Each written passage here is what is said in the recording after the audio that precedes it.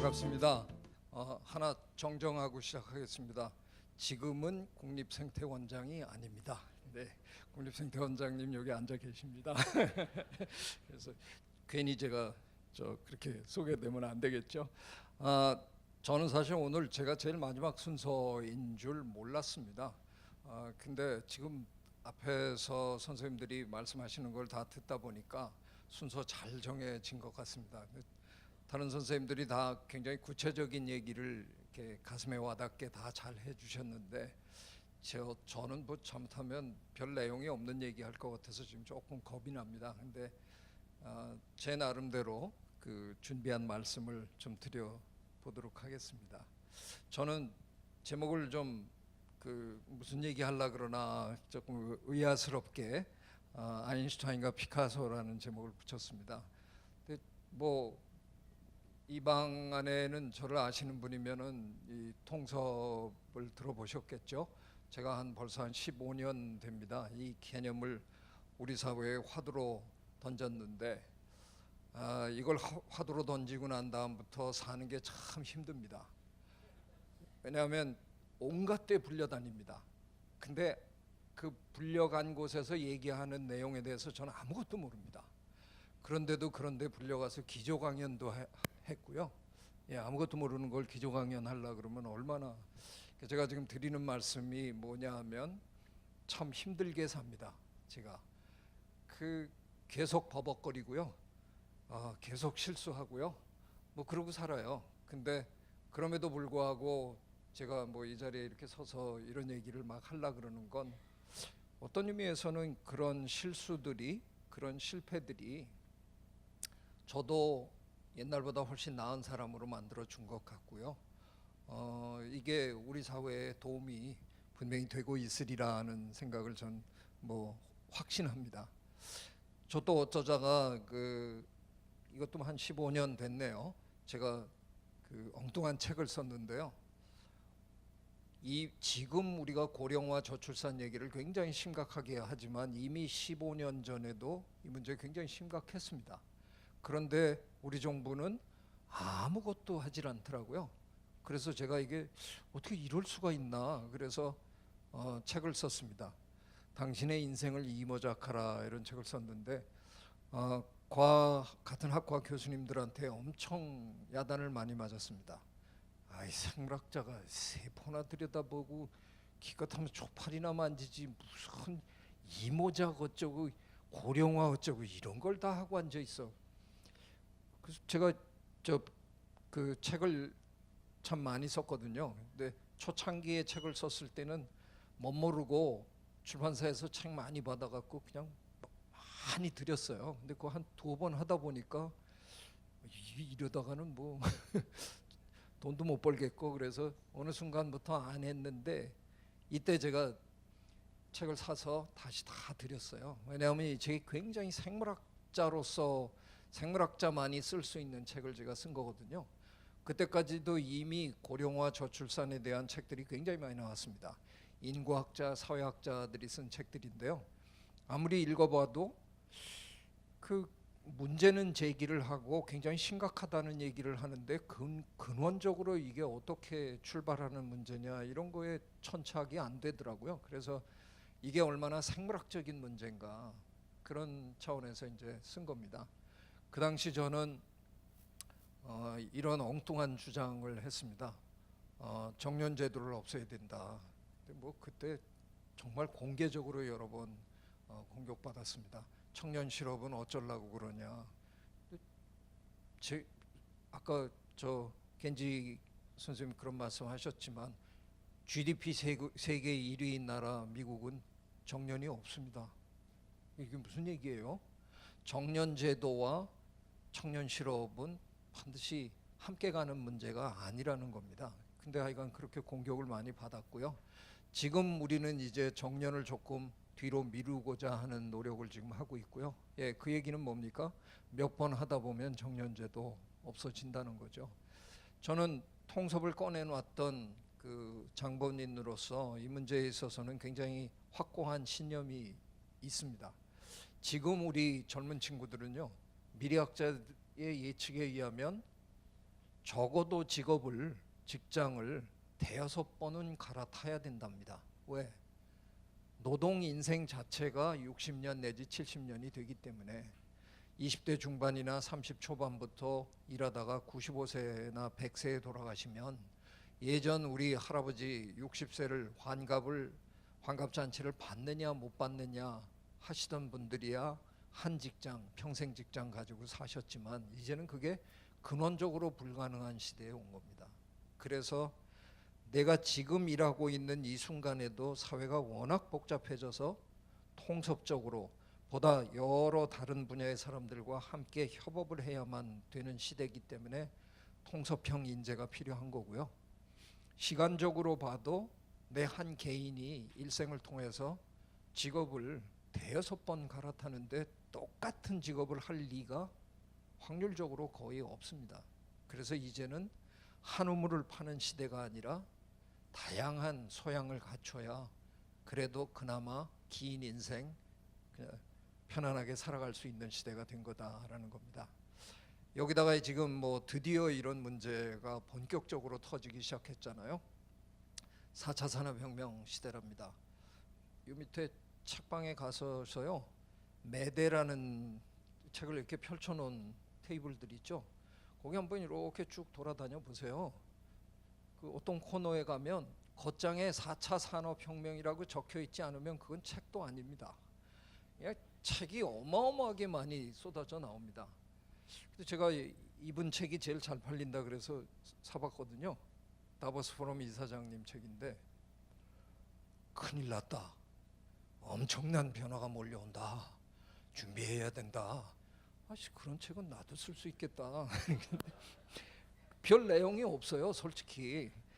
다른 책들을 제가 죄다 또 다 많이 뒤져봤어요. 대동소이합니다. 왜 그렇겠어요? 지금 정확하게 어떤 변화가 올 거고 당신은 어떻게 될 거라는 걸 예측할 수 있는 사람 지금 솔직하게 없는 겁니다.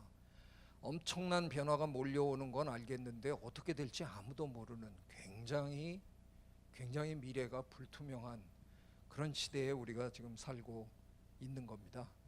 서울대학의 자유전공학부의 장대익 교수가 언제 명견말리라는 프로그램에 나와서 이렇게 폭탄 선언을 하더라고요. 지금 우리가 알고 있는 직업의 거의 절반이 한 20년 이내에 다 사라질 거랍니다.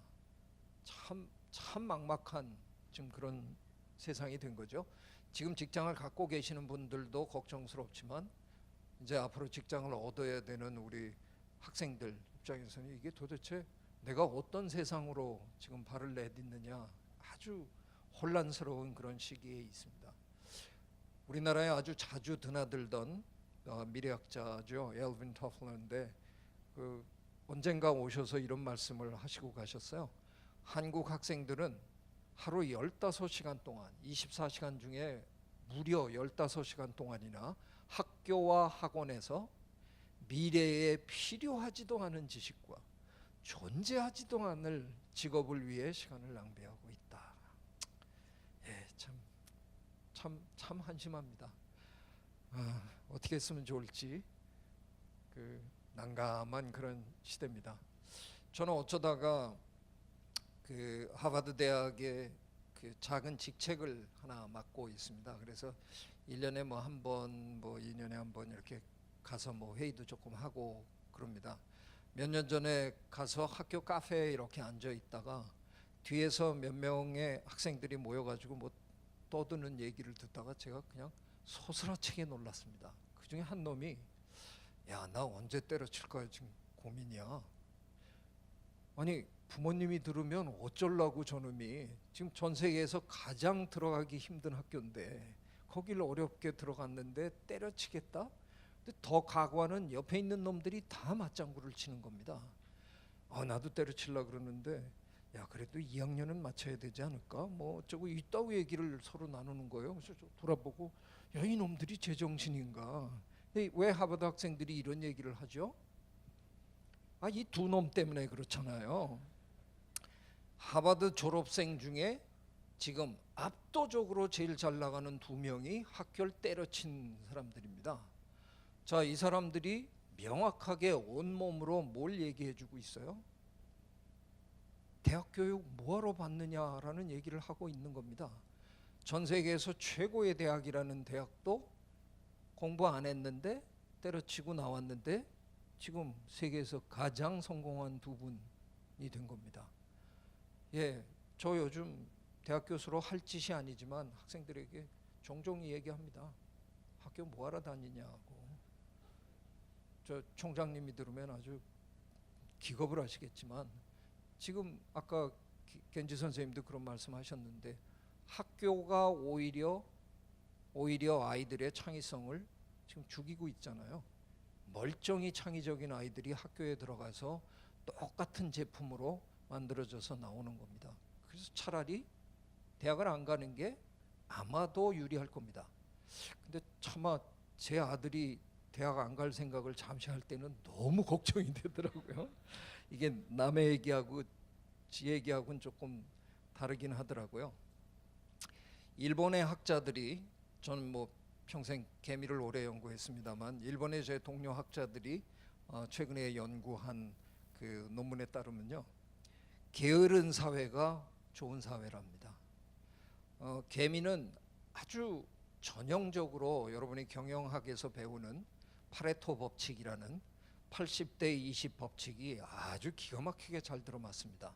우리는 개미가 이 세상에서 제일 부지런한 동물이라고 생각하지만요, 그건 밖에 나와서 일하는 개미만 우리 눈에 보여서 그렇게 부지런한 것 같고요, 80%의 개미들은 저 지하에서 아무것도 안 합니다.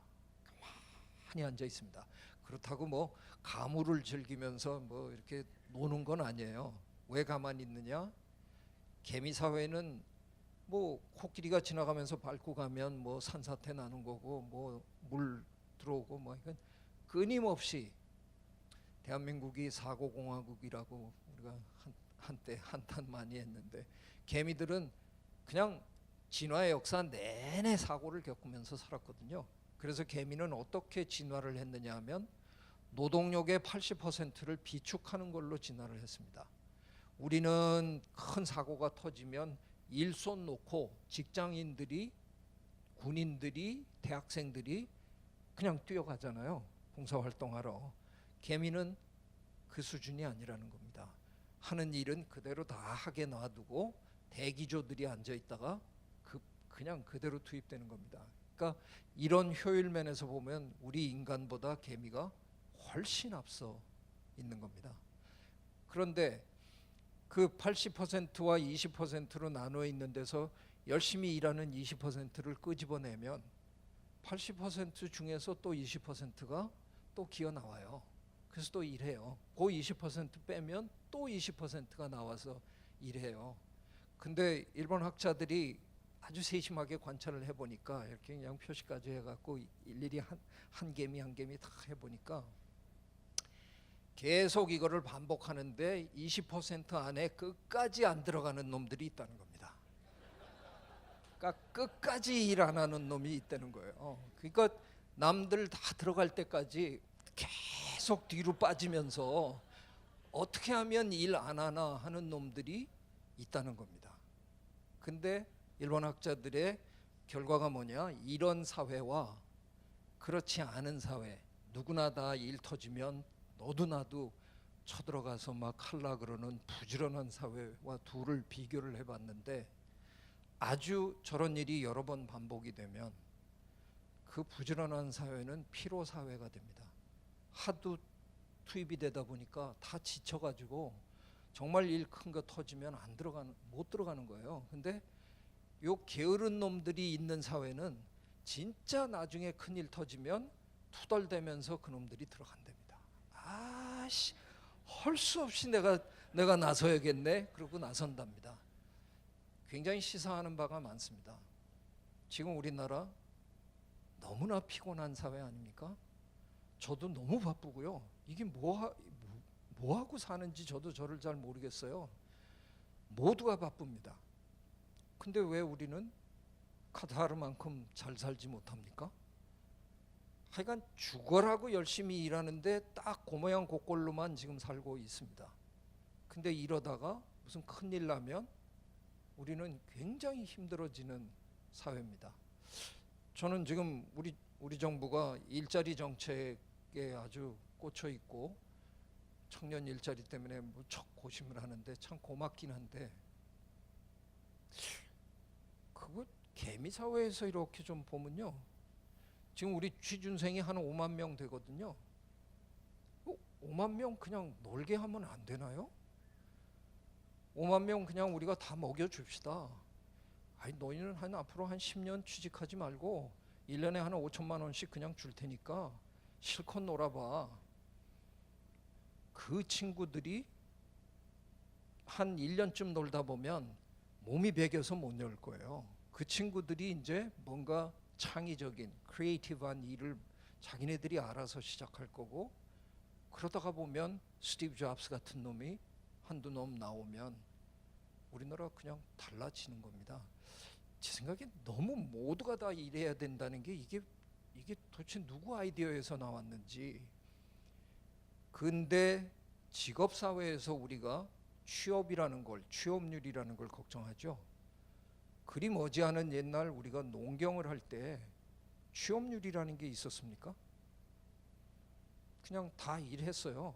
근데 둘째 아들은 요건 뭐 일을 안 하고 맨날 저 여자나 만나러 돌아다니고 이래요. 그날 모내기를 했는데 하루 종일 이놈은 안 보였어요. 근데 저녁 때 아버지가 그놈 들어오면, 야 이놈의 자식아 너는 어딜 갔다 왔느냐, 그래서 지게작대기 가지고 막 쫓아가요. 야 아버지 뭐 그렇게 도망. 그래도 밥은 먹였잖아요. 그러니까 우리 사회가 지금 놀고 먹는 놈 밥은 먹이자고요. 그거 왜 이상한 거예요? 우리 그런 짓 굉장히 오래 했어요. 그러지 않은 기간이 굉장히 짧은 겁니다. 근데 직업사회에 들어와서 일하지 않는 자 먹지도 말라. 이거 굉장히 짧은 기간만 우리가 그런 거거든요. 사회가 조금 게으른 사회가 되면 어떨까. 제가 오늘 실패에 대해서 얘기를 하는 건데요. 저는 실패를 좀 큰 의미로 지금 얘기를 하는 겁니다.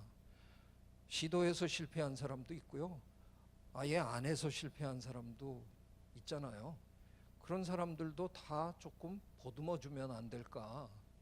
제가 통섭을 꺼내놓은 이유는, 예전에는 우리 저 학교 다닐 때 월담하면 정학 맞았어요. 쟤네들처럼 저렇게 하면 다 불량아들이잖아요. 근데 지금은 월담을 해야 대박을 칩니다. 자기 분야 안에서 열심히 찾아왔잖아요. 지금 볼 거 다 봤어요. 여기서 어마어마하게 더 큰 노력을 해도 이제부터 우리가 찾아낼 거는 한계에 거의 다다른 겁니다. 그래서 어떤 놈이 성공을 하냐, 옆집에 이렇게 기웃거리는 놈. 그러다 가끔 뭐 담이 낮으면 주인 없을 것 같으니 쑥 건너가서 그쪽 가서 이렇게 거기 가면 내가 못 보던 게 있거든요. 그 못 보던 걸 훔쳐라는 게 아니고요. 야, 이 집엔 이런 게 있네? 우리 집엔 없나? 와갖고 우리 집을 다른 눈으로 뒤지기 시작하는 겁니다. 그러니까 이게 자기 분야에만 코를 박고 사는 사람들보다 조금 빈둥거리고 남의 일에 괜히 껴갖고 오지랖 넓게 이상한 짓 하고 뭐 이런 거를 우리가 허용해야. 근데 그런 거 하려면 매일 열심히 일하는 사람은 그럴 기회가 없어요. 그러니까 우리들 중에 적당히 실패하는 사람들이 빈둥빈둥 하면서 여기도 가보고 저기도 가보고 할 수 있는 그런 사회를 좀, 우리가 그런 두터운 사회를 조금 인정해 주는 게 얼마나 좋을까. 저는 이 책을 굉장히 감명 깊게 읽었습니다. 아서 밀러라는 과학사학자인데요. 아인슈타인 앤 피카소라는 책입니다. 20세기를 대표하는 두 천재랍니다. 과학의 천재, 예술의 천재, 거의 다 인정하실 거예요. 근데 이 책에 보면 이 두 천재가 너무나 다른 천재랍니다.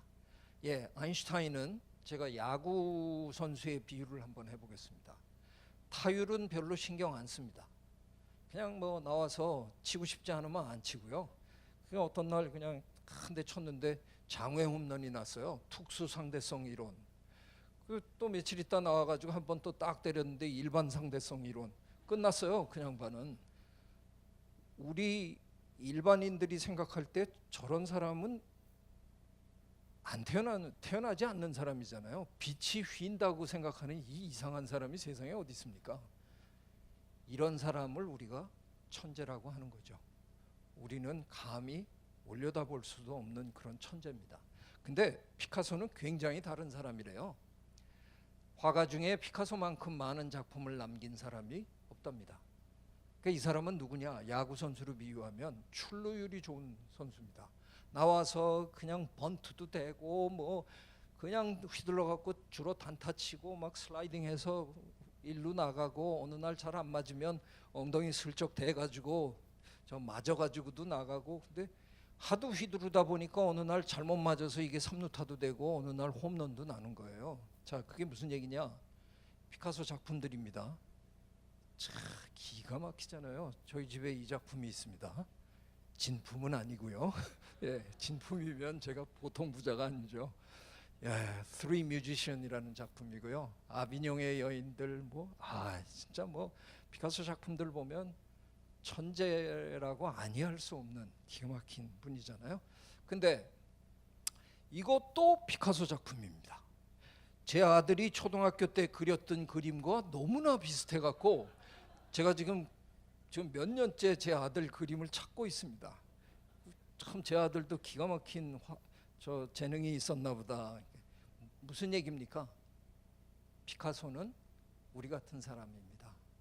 그냥 열심히 하다 보니까 운 좋아서 몇 개가 맞아떨어진 거죠. 근데 제가 우리 같은 사람이라고 지금 얘기를 했는데요. 우리 중에는 시도도 안 하는 사람들이 있잖아요. 내가 뭐 해봐야 될까? 난 뭐 시도도 안 하는 그런 사람은 피카소도 아닙니다. 그래서 저는 학생들에게 종종 이런 질문을 합니다. 아인슈타인이라고 스스로 아인슈타인이라고 생각하는 사람 손 들어봐라. 가끔 손 누가 들어요. 그럼 넌 정신병원 가라 그러죠. 저는 아인슈타인을 본 적이 없습니다. 제가 생각할 때 아인슈타인은 없습니다. 아인슈타인은 그렇게 종종 태어나는 천재가 아니잖아요. 그러면 아인슈타인이 아니면 우리가 할 수 있는 건 피카소 전략입니다. 나에게 주어진 모든 기회를 성실하게 열심히 해보는 겁니다. 그러다 보면 어느 날 뭔가 하나가 맞아떨어질지 모르는 거잖아요. 대학 교수를 하면서 평생 살았는데요. 학생들하고 이렇게 관계에서 이거 학생들한테 물어야 되는 거라고 그러는데 사실 물으면 안 돼요.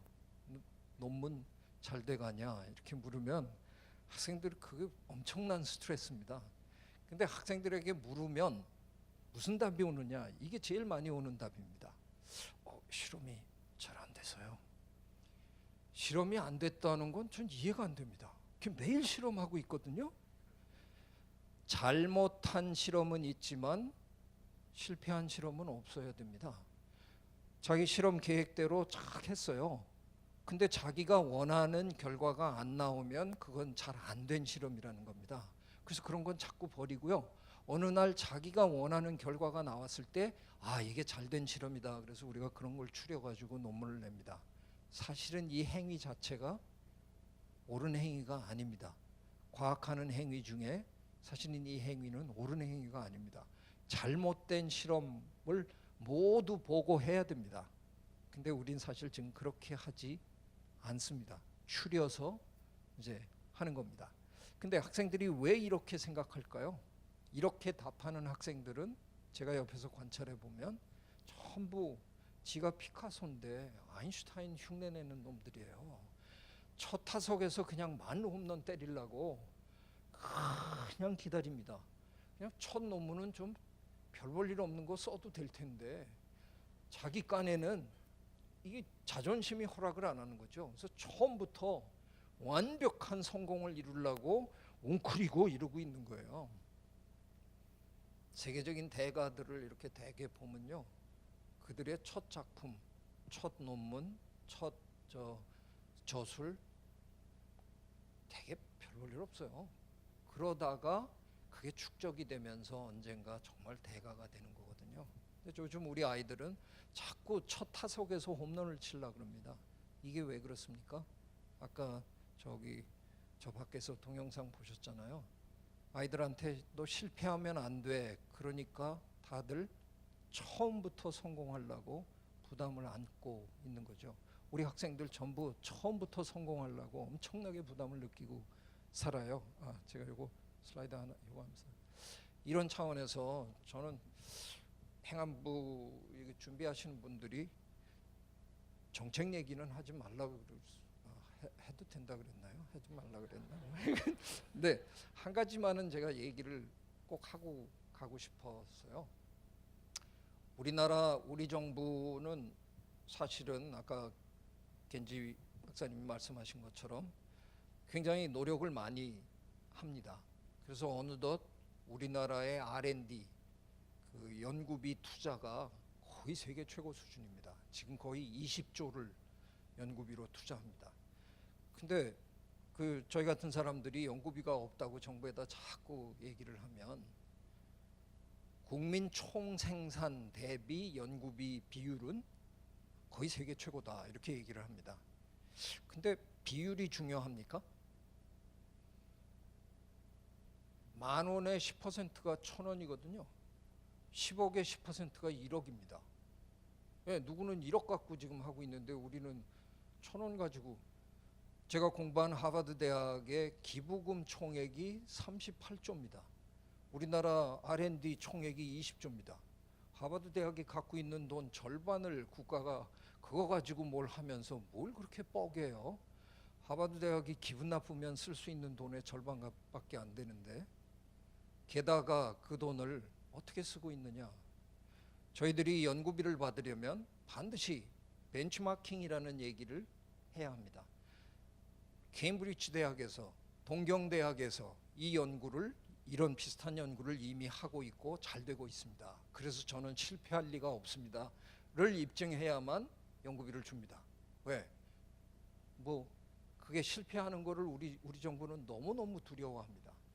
예, 가진 돈도 얼마 안 되는데 남이 이미 다 하고 있는 연구를 뒤따라가면서 하면서 언젠가 우리가 저들을 이길 거다? 이게 계산이 나옵니까? 저희는 지금 지는 경기를 하고 있습니다. 그냥 잠 안 자고 삶의 질 포기하고 그러면서 어쩌면 우리가 이길지도 모른다 하고 따라가고 있는데 제가 보기에는 영원히 이기지 못하는 경기를 그냥 우리는 이 얄궂은 삶, 질곡 많은 삶을 그냥 견뎌내면서 그냥 따라가는 겁니다. 제 생각에 이걸 멈춰야 하는 겁니다. 실패할 사람들에게 연구비를 줘야 합니다. 근데 그거를 다 달라는 얘기가 저희가 절대가 아니잖아요. 전체가 100% 중에서 100%를 남이 한 거를 뒤따라가겠다는 사람 주지 말고요. 그 중에서 한 10%만 좋으면 한 20%만 떼서 야 저런 거 해, 저 제정신이냐? 어떻게 저런 걸 하려고 그래? 그런 사람도 좀 줍시다. 저 그래서 이 제안은 오늘 이 자리를 빌려서 꼭 하고 싶었습니다. 저는 별 볼 일 없는 연구하는 분야에 있는 사람입니다. 열심히 했더니 어느 날 제가 걷는데 저 앞에 어떤 분이 걸어가시는데 아인슈타인 선생님이시더라고요. 제가 아인슈타인의 등을 본 사람입니다. 실제로 봤다는 얘기는 아니고요. 제가 열심히 저한테 주어지는 모든 일을 피카소처럼 열심히 하다 보니까 아인슈타인의 등이 보일 정도까지는 전 따라왔습니다. 제 주제에 아인슈타인을 능가하겠다 저는 꿈에도 한 번도 생각해 본 적 없습니다. 아인슈타인의 등이 보일 정도로 따라왔다는 것만으로도 저는 완벽하게 성공한 사람입니다. 저는 굉장히 행복한 마음으로 삽니다. 마지막 슬라이드입니다. 저는 지금까지 제가 살아오면서 자기가 가장 좋아하는 일을 무지하게 열심히 하면서 굶어 죽은 사람 본 적 없습니다. 부모님들이 자꾸 아이들에게 야, 너 그런 거 하다가 밥이나 먹겠냐? 밥 먹습니다. 걱정하지 마십시오. 부모님이 그 얘기할 때는 속마음은 야, 너 그런 거 하다가 이건희 회장이 되겠냐? 그 얘기 하시는 거죠. 저 재벌이 될 거냐? 거부가 될 거냐? 설마 내 아들이 내 딸이 밥 한 끼 못 먹을까 봐 그런 말씀하시는 건 아니에요. 근데 좀 우리 아이들이 실패하고 막 넘어지고 이러는 거 그냥 좀 기다려줘야 합니다. 그러다 보면 저 여러 가지를 하다가 언젠가는 성공할 날이 올 겁니다. 제가 하나 더 있네. 이건 그냥 시간이 너무 됐죠. 그냥 한 2분 정도만 제가 더 하겠습니다. 아까 김부겸 장관님이 저 수상한 고백을 하셔가지고 이제 우리가 김부겸 장관님은 낙오자로 우리가 이제 기억하기로 했는데 시험 여러 번 떨어지고 뭐 이런. 저도 대학 시험을 2번이나 떨어진 사람입니다. 지금 저를 보시면 뭐 그냥 승승장구했는 줄 아시는 분도 계시겠지만 저는 그 서울의대를 2번이나 쳤다가 떨어졌습니다. 거의 한 8년 9년 전에 동창들이 저 송년회를 하는데 한번 갔는데 큰 호텔에 이렇게 방에 둥그런 탁자들 놓고 이렇게 둘러앉아서 뭐 하잖아요.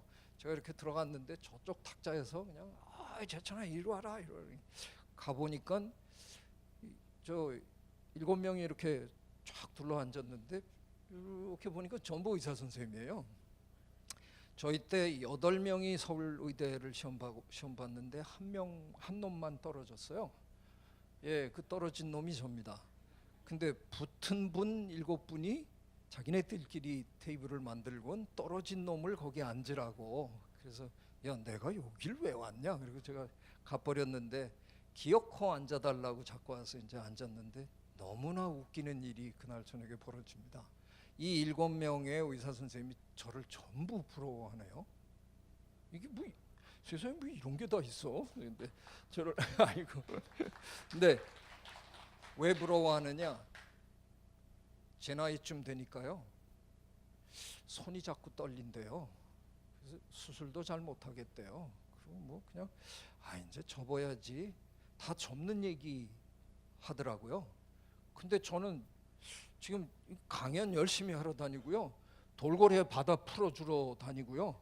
몇 년 전엔 저 아마존 지역에 세계 그 열대생물학자들이 다 모여가지고 새로운 지역을 탐사 들어가는데 거기서 또 현장에서 저를 대장으로 뽑아주는 바람에 제가 또 대장으로 저 다 끌고 들어가고요.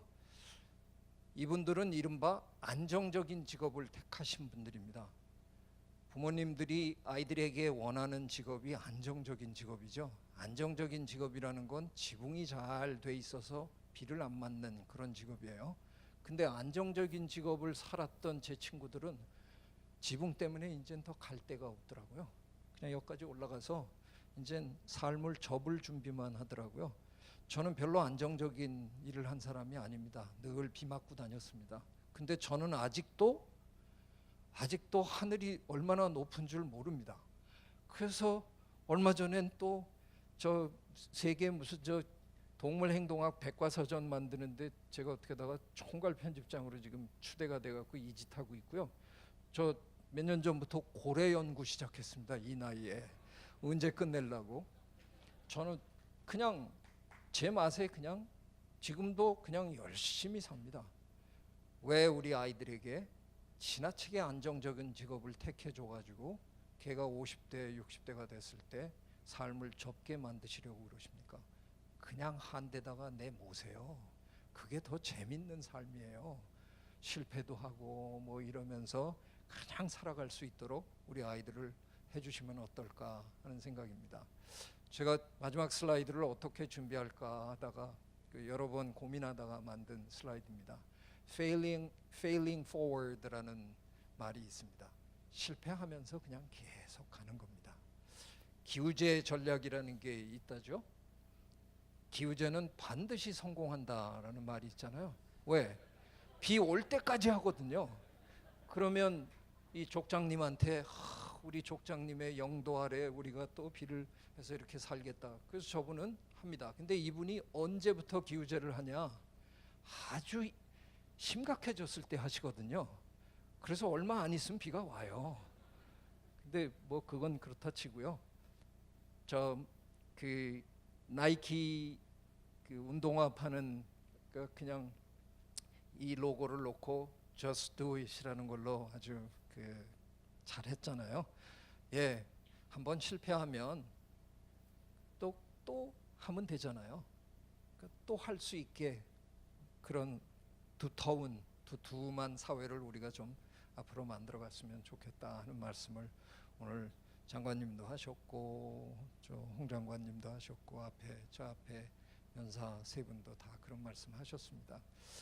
우리가 조금만 마음을 여유롭게 갖고 좀 삶의 이 형태를 조금씩 바꿔갔으면 좋겠다는 생각입니다. 그래서 오늘 처음 한 이 실패 박람회가 횟수를 거듭하면서 우리 사회의 이런 인식을 바꿔가는 일에 기여했으면 좋겠습니다. 예, 경청해 주셔서 감사합니다.